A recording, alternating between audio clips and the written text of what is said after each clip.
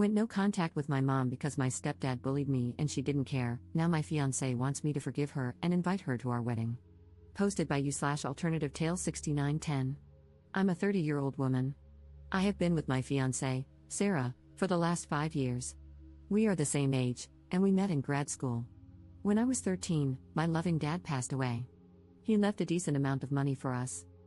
Within 6 months, my mom got engaged to a guy named Bob. Bob had a daughter around my age. My mom married Bob within a year of my dad's passing. Bob really hated me from the start and didn't even try to hide it. He would say things like how my mom should have sent me to boarding school, how if it weren't for my dad's inheritance, he wouldn't want me in his house, or that I'm a bull dyke because I was on the school sports team and very athletic. He told my mom multiple times that he didn't feel safe when his daughter was around me, I wasn't even out of the closet yet, and used this as a reason to exclude me from pretty much everything. My mom, on the other hand, was going above and beyond to prove to Bob that she was the new mom for Bob's little princess. They ended up having 3 more kids. I was basically a roommate who babysat my mom and her new family's kids. I never had a birthday party or a special day. My dad's sister was amazing to me. I was at her place all the time. She and her family celebrated my birthdays and made me feel special. My mom always made excuses not to show up, and of course, the rest of them never came either. Honestly, I was really more like my aunt and uncle's daughter, they were amazing to me. When I left for university, I contacted my mom a few times, but she was always busy, so I just gave up. Here's the issue: Sarah, my fiancée, comes from a very family-oriented background. Family is everything to her. When her family asked about mine, I said my dad passed away and that my mom is busy with her family and lives across the country. She actually lives just an hour's drive from us, but this is what Sarah told them, so I didn't correct her. Technically, I didn't entirely lie. Sarah has asked me to invite my family to our wedding. I told her no. She said it's very embarrassing to have only my aunt and her family on my side. I reluctantly invited my mom. She called me and asked me to apologize to Bob and my step and half siblings for not inviting them and to invite them all. I told her no. She said I'm being ungrateful and that Bob was a father figure to me.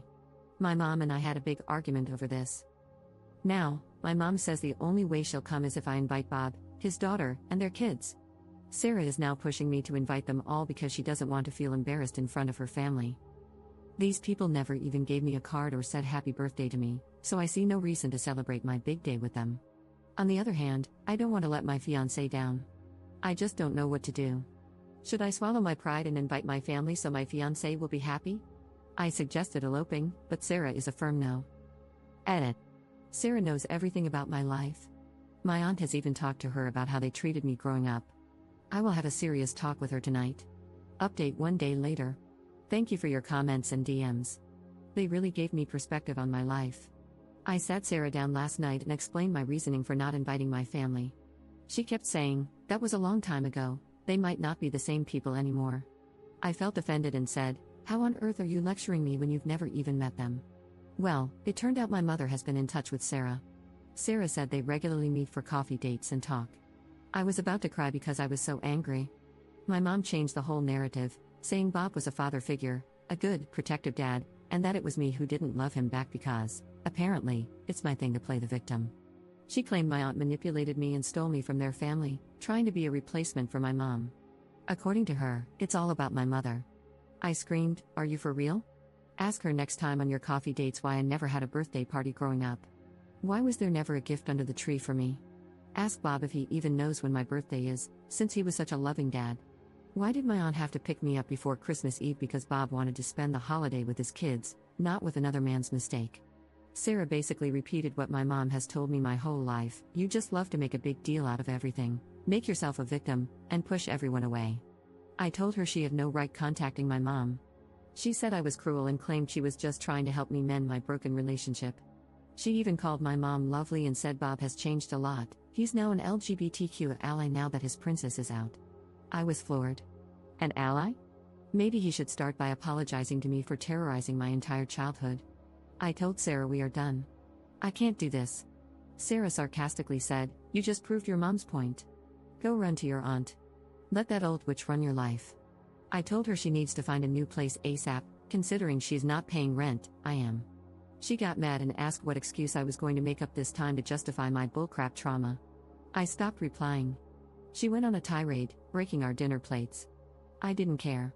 I texted my aunt, and she asked if I wanted to spend the night at her place. I said I was fine.